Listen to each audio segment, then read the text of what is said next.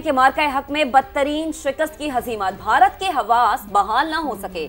झूठ के चैंपियन भारत का एक और झूठ। भारतीय एयर चीफ ने पाकिस्तान के वो तैयारे भी मार गिराने का दावा किया है जो उड़े ही नहीं थे। जंग के 150 दिन बाद मज़हका खेज दावा कर दिया। शोशा चोड़ा के भारतीय फिजाइये ने पाकिस्तान के JF-17 और F-16 तैयारे तबाह किए। भारत के नुकसान से मुतालिक सवाल पर चुप लग गई। कहने लगे इस सवाल के जवाब में कुछ नहीं बोलूंगा। ढिठाई से बोले भारतीय तैयारे गिरे हैं तो तस्वीर दिखाई जाए। हालांकि राफेल और MiG-29 के मलबों की हकीकत पूरी दुनिया देख चुकी है। पाकिस्तानी एयरफोर्स ने 6-0 का स्कोर गिन कर बता दिया था। अमेरिकी सदर डोनाल्ड ट्रंप भी कई बार कह चुके हैं कि भारत के 7 तैयारे मार गिराए गए। तो आपको अपडेट कर रहे हैं इस हवाले से। और मार्का हक में बदतरीन शिकस्त की हजीमत, भारत के हवास बहाल ही नहीं हो पा रहे हैं। झूठ के चैंपियन भारत का एक और झूठ मंजर आम पर आ गया है। भारतीय एयर चीफ ने पाकिस्तान के वो तैयारे भी मार गिराने का दावा कर दिया जो उड़े ही नहीं थे। ये है हवास बाख्ता और जंग के 150 दिन बाद मज़हका खेज दावा कर दिया। ये शोशा छोड़ा कि भारतीय फजाइया ने पाकिस्तान के JF-17 और F-16 तैयारे तबाह किए। भारत के नुकसान से मुतालिक सवाल पर चुप लग गई। कहने लगे इस सवाल के जवाब में कुछ नहीं बोलूंगा। ढिठाई से बोले भारतीय तैयारे गिरे हैं तो तस्वीर दिखाई जाए। हालांकि राफेल और MiG-29 के मलबों की हकीकत पूरी दुनिया देख चुकी है और पाकिस्तानी एयरफोर्स ने 6-0 का स्कोर गिन कर बता दिया था। अमेरिकी सदर डोनाल्ड ट्रंप भी कई बार कह चुके हैं कि भारत के 7 तैयारे मार गिराए गए। बिल्कुल, मार्का हक में बदतरीन शिकस्त का सामना हुआ था भारत को और इसके सबूत पाकिस्तानी एयरफोर्स ने पूरी दुनिया के सामने रखे थे और बेशतर ममालिक ने इसकी तस्दीक भी की थी, जिसमें अमेरिकी सदर डोनाल्ड ट्रंप भी शामिल हैं।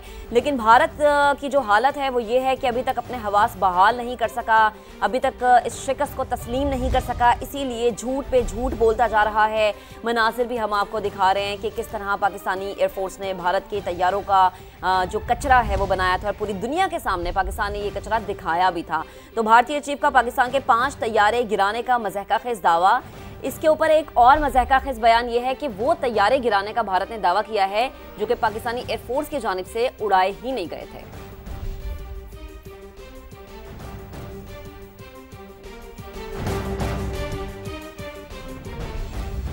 एक और अहम मामले की बात करेंगे। नायब वज़ीर आज़म इसहाक डार ने कहा है कि गजा अमन मुआहदे के लिए ट्रंप ने जो 20 नुकात दिए वो मिनोन हमारे नहीं हैं बल्कि तब्दील किए गए हैं।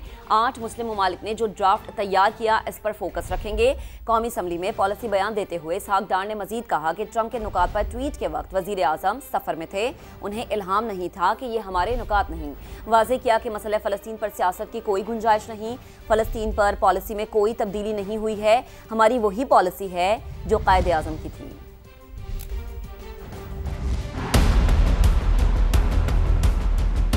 गजा तो इंटरनेशनल ज़मीर का कब्रिस्तान बन चुका है। यूनाइटेड नेशन फेल हो चुका है, यूरोपियन यूनियन फेल हो चुका है, अरब ममालिक फेल हो चुके हैं वहाँ खून बंद करवाने के लिए। US perhaps the last hope now. ये एक नोबल मिशन था इस विजिट का कि कोशिश करें कि हमारे साथ अगर कुछ ममालिक मिलके प्रेसिडेंट ट्रंप को एंगेज करके उनको इन्वॉल्व करें। 8 ममालिक थे उस मीटिंग में। प्रेसिडेंट ट्रंप ने अपोजिट रिस्पॉन्स दी। उसने कहा कि मेरी टीम आपके साथ बैठ जाती है, कोई आप वर्केबल सोल्यूशन दें। अगले दिन मीटिंग तय हुई दोबारा, तो उन्होंने एक प्रपोजल दिया जो कि 20 पॉइंट प्रपोजल था। बजाय ये कि हम कंप्लीट एक नया ड्राफ्ट बनाते, उसमें कई दिन लगते, तो हमने कहा कि इस फ्रेमवर्क के अंदर रहते हैं, जो चीज़ें हमारी विश लिस्ट है उसको हम डालते हैं। फाइनल जो ड्राफ्ट बना 8 मुल्कों की तरफ से, अकेला पाकिस्तान उसमें नहीं है। 20 पॉइंट जो ट्रंप साहब ने जो पब्लिक की हैं ये हमारे नहीं हैं। सऊदी वजीर खारजा का मैसेज थे ब्रदर, कुछ चीजें अभी भी हमें उनको एंगेज करना पड़ेगा। स्टेटमेंट हमारी रात 1 बजे फाइनल हुई। 29 सितंबर को पाकिस्तान के बिहाफ पे उस गई। क्या हमने तमाशा देखना है, स्टेटमेंट्स देनी है और सियासत करनी है? ये एक प्रैक्टिकल अमल है। बिगनिंग अल्हम्दुलिल्लाह मैं समझता हूँ अच्छी है, इसमें सियासत की गुंजाइश नहीं है।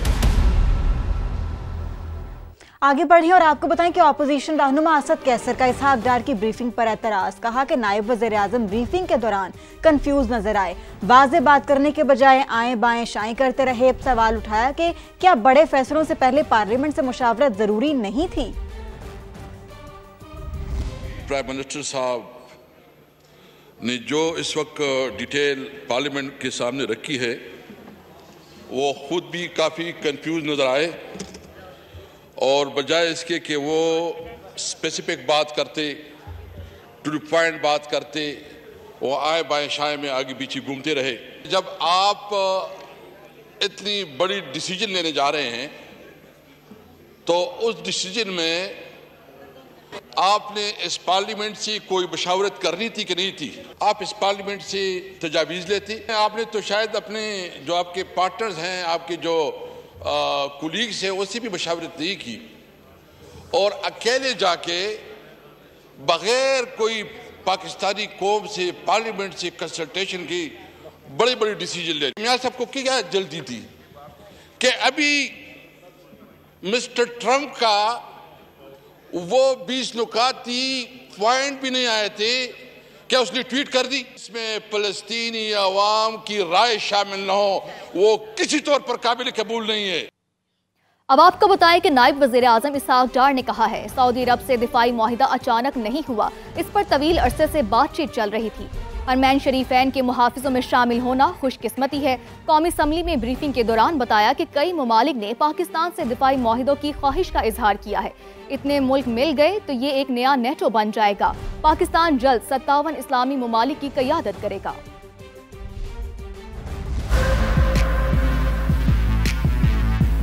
ये जो मुआहिदा है ये कोई आनन फानन नहीं हुआ। इस पे करीबन इनिशियल थॉट्स जो हैं वो पीडीएम की गवर्नमेंट में थोड़ी सी बात हुई। जब से ये गवर्नमेंट आई है इसके ऊपर तफसील के साथ दोनों ममालिक की बात होती रही है। इसमें कैटेगोरिक है कि अगर एक मुल्क पे हमला होगा तो ये तसव्वुर होगा कि दूसरे मुल्क पे भी हुआ। अगर ये मुआहिदा होता और जैसे इंडिया ने हमारे ऊपर हमला किया था तो ये तसव्वुर होता कि सऊदी अरेबिया पे भी इंडिया ने उसी वक्त हमला किया। हमें मुहाफ़िज़ीन में अगर अल्लाह ताला ने शामिल कर लिया है तो हमारी खुशकिस्मती है।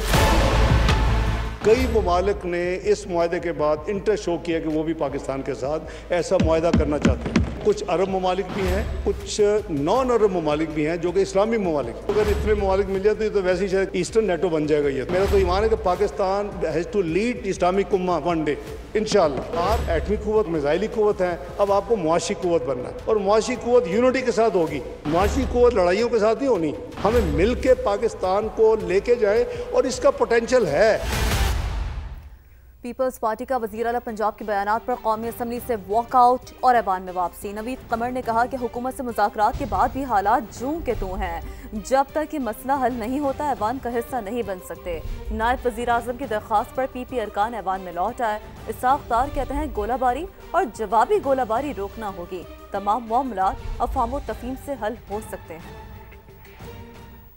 हुकूमत ने अपनी तरफ से एक टीम ज़रूर भेजी थी जिसके साथ हमारा डायलॉग हुआ। सारी चीज़ का अभी तक ग्राउंड पे कोई डिफरेंस नहीं आया जी। सो मेरी गुजारिश ये है कि हम तब तक हाउस का हिस्सा नहीं बन सकते जब तक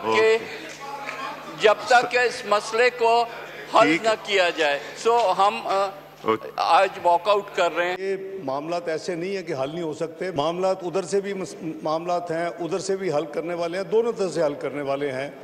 वो गोलाबारी फिर जवाबन गोलाबारी वो सारी रोकनी पड़ेगी तो इंशाल्लाह ये रुक जाएगी। लेकिन जो साथी हैं पीपल्स पार्टी के उनको आप ज़रा मेहरबानी करके ले आएँ।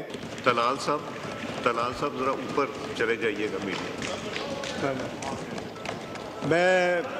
मैं मशकूर हूँ अपने भाइयों का, अपने साथियों का, और इनमें अक्सर काफ़ी तजर्बाकार हैं जिनको पता है कि जब इश्यूज़ होती हैं तो फिर हम आपस में मिलकर इश्यूज़ को हल भी कर लिया करते हैं। इंशाल्लाह मेरे नज़दीक वो सीरियस इशू नहीं है। इंशाल्लाह हम इसको पीपल्स पार्टी की लीडरशिप के साथ और मुस्लिम लीग नून की लीडरशिप के साथ कम्युनिकेशन करके अगले 2-4 रोज़ में इंशाल्लाह इसको रिजॉल्व करेंगे जी।